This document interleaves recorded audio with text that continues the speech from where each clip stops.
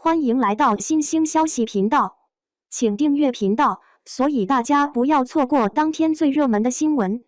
我们今天的时事通讯包括以下内容：雷佳音点评赵丽颖，句句戳中观众心窝。明镜当年的话全说对了，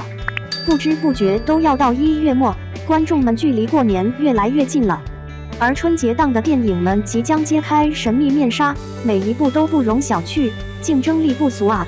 就比如贾玲的《热辣滚烫》，不仅因为她减肥成功而自带噱头，还邀请到流量小花杨紫坐镇，票房潜力那是杠杠的。而喜剧电影也是春节档必不可少的题材，含腾量100%的《飞驰人生2》也成为观众的不二选择。所以沈腾与贾玲对打，谁能赢？我押宝在马丽身上。没错，由雷佳音、马丽主演的第20条也定档在大年初1与观众见面。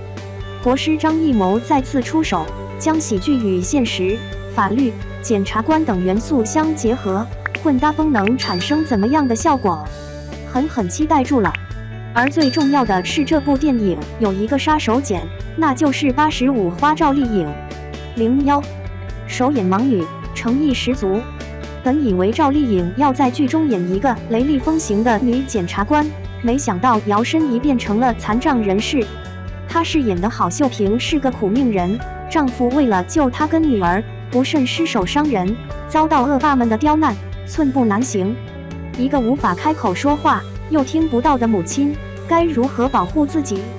眼见着恶霸要抢走女儿，她冲上去争辩，去讲道理，急得满脸泪水，使劲的比划手语，还真是叫天天不应，叫的不灵。尽管喊不出声音，但此刻观众都能感受人物内心的声嘶力竭。小人物其实是最难演的，尤其是像赵丽颖这样的流量明星，想要褪去腥味儿，想要接地气，要付出比其他演员还要多的努力。第一点就是要素颜出镜，别以为这是很容易的事情，放眼内娱这些大花小花们，真愿意放下美貌和偶像包袱的人少之又少。但赵丽颖做到了，她不光素颜，而且白净的脸蛋特意画的暗淡无光，一看就是经常干粗活、风吹日晒的底层女性形象。就连发型和服装都糙得不行，把她放到人群里应该都没人发现这是赵丽颖吧。可以说，赵丽颖这次在新电影里的形象完全颠覆了观众对她的认知，甚至连同组男演员都对于她的表演赞不绝口。02演技惊艳，备受称赞。第20条的男主雷佳音也合作过不少女演员了，比如樱桃、周冬雨、张小斐等等，全都是影后视后级别的演员。按理来说，他的眼光应该相当之高，但在与赵丽颖合作后，雷佳音还是忍不住感慨，赵丽颖真的会让人印象深刻，改变了她以往的样子。这一点其实在造型和预告里的片段中就有所体现，而更让人震惊的还是雷佳音下面这段话。有一天他说话给我吓一嘚瑟，真吓一跳。我说哎呦，会说话啊，合着你还以为赵丽颖真是聋哑人呀，笑不活了。主要也是因为两个人之前不认识，在片场的赵丽颖又很少说话，因此雷佳音对她的声音并不熟悉，一张嘴就惊了。这还真不是夸张。为了演好这个角色，赵丽颖提前和听障家庭共同生活，并且学习手语，用心记下听障人士们的行为习惯。但掌握一门语言的难度，大家都心知肚明，尤其是普通人要学习手语，记住那些特定的动作，熟练运用到表演中，那更难了。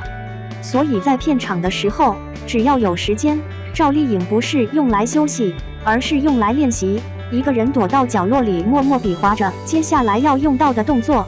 语言不是一天就能学会的，它是一个长期积累的过程。能够想象赵丽颖在私底下付出了多少，甚至连同组演员都很少看到休息时间放松聊天的她。不仅如此，导演张艺谋在发布会上也表示，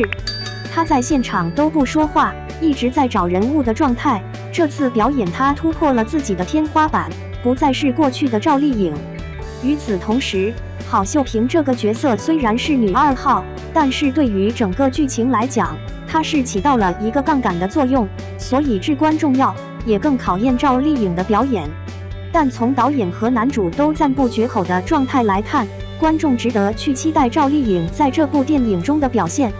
近几年来，其实赵丽颖没有像其他流量演员频繁出镜去增加自己的曝光度，甚至红毯、综艺都很少能看到她的身影。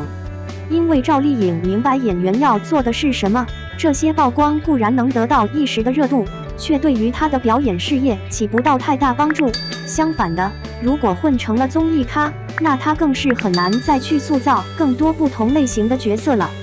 这也不禁让人想起当年宁静在节目上对赵丽颖的评价：赵丽颖就一个不可能，就天天站在综艺这里，像我这样贪玩。她天天都是刻苦的努力的在做她自己的演员的工作，专心表演，用真诚和努力的态度去塑造角色，用作品说话，这才是赵丽颖有别于其他流量的聪明之处。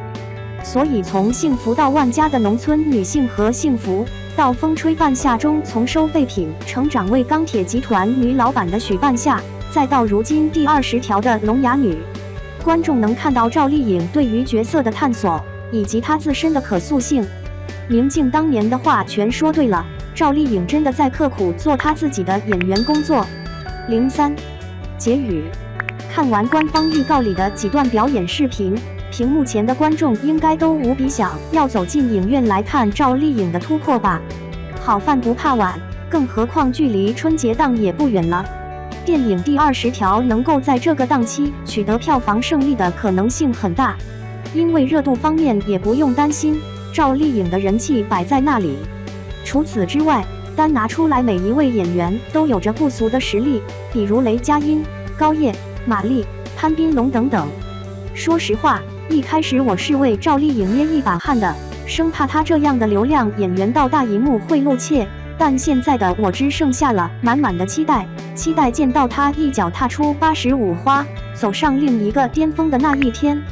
那么你想要看这部电影吗？